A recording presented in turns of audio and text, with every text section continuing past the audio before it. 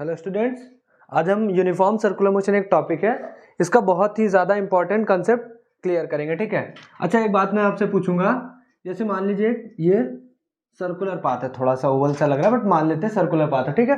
तो circular path में अगर कोई चीज़ मूव कर रही है तो और मैंने बोला यूनिफॉर्म सर्कुलर मोशन, तो उसका एक्सेलरेशन क्या होगा ये आपको बताना है।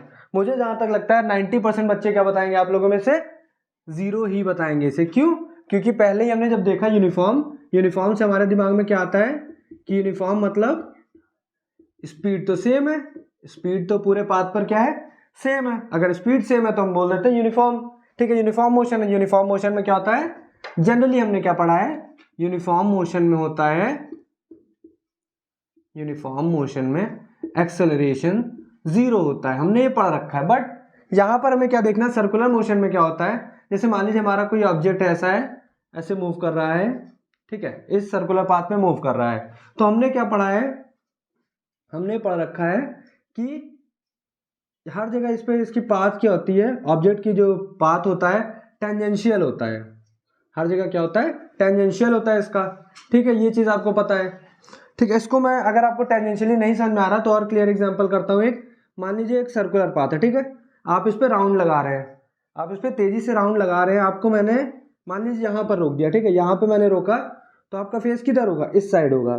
आप राउंड ऐसे लगा रहे थे, ठीक है, क्लॉकवाइज में, तो आपका फेस किधर होगा, इधर होगा। ठीक है, तो ये आपकी डायरेक्शन यहाँ पर ए पर यहाँ होगी, मान लिया हमने। ठीक है, फिर आप यहाँ तक आए, मैंने फिर आपको रोक दिया यहाँ पर। फिर क्या हुआ आपके साथ, आपका जो फेस होगा इधर होगा, मतलब आपकी डायरेक्शन ये होगी। फिर आप यहाँ पर आ गए, सिमिलरली मैंने आपको यहाँ पर भी रोक दिया। फिर आपके साथ क्या हुआ, आपका फेस अभी किधर है, इधर है।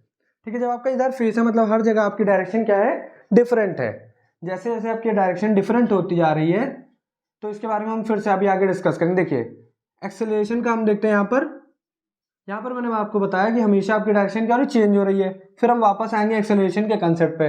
एक्सेलरेशन क्या होता है, एक्सेलरेशन होता है rate of change of velocity is equal to rate of change of velocity. Clear है? तो मतलब वेलोसिटी में जो चेंज हो रहा है, change in velocity upon time, change in velocity upon time.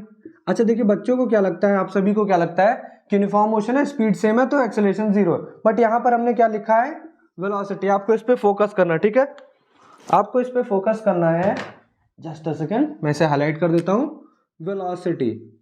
और हमें पता है, सभी को पता है, वेलोसिटी एक कैसी क्वांटिटी है, वेक्टर क्वांटिटी है। ठीक है, तो वेक्टर क्वांटिटी डायरेक्शन भी देखती है, मतलब ये मैग्नीट्यूड के साथ क्या मांगता है।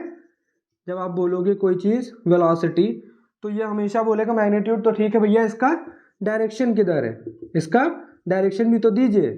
तो देखिए इस पूरे पाथ में जब भी आप मूव कर रहे हैं तो आपका बार बार आपकी डायरेक्शन चेंज होती जा रही, और जैसे ही आपकी डायरेक्शन चेंज हुई इसका मतलब क्या हुआ, इसका मतलब है कि वेलोसिटी चेंज। और अगर इस पाथ में वेलोसिटी में चेंज है तो फिर हमारा एक्सेलरेशन जीरो नहीं होगा। तो आपसे कई बार क्वेश्चन पूछता है, मान लीजिए एमसीक्यू में पूछता है, ट्रू फॉल्स में पूछता है, is uniform circular motion non accelerated. तो अगर आपसे पूछता है is uniform motion circular motion non accelerated, तो आपको क्या बोलना है, यहां पर फॉल्स है। ठीक है, यहां पर फॉल्स होगा, मतलब ये ऐसा नहीं है, ये गलत बात है। यूनिफॉर्म सर्कुलर मोशन जो है हमारा वो एक्सेलरेटेड होता है, मतलब एक्सेलरेटेड होता है। इसका मतलब क्या होता है,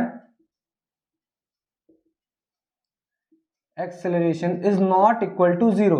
ये चीज हमें अपने दिमाग में रखनी है। ठीक है, आई होप ये कंसेप्ट आपको क्लियर हुआ होगा, और अगर कोई डाउट है तो आप कमेंट कर सकते हैं। ठीक है, थैंक यू।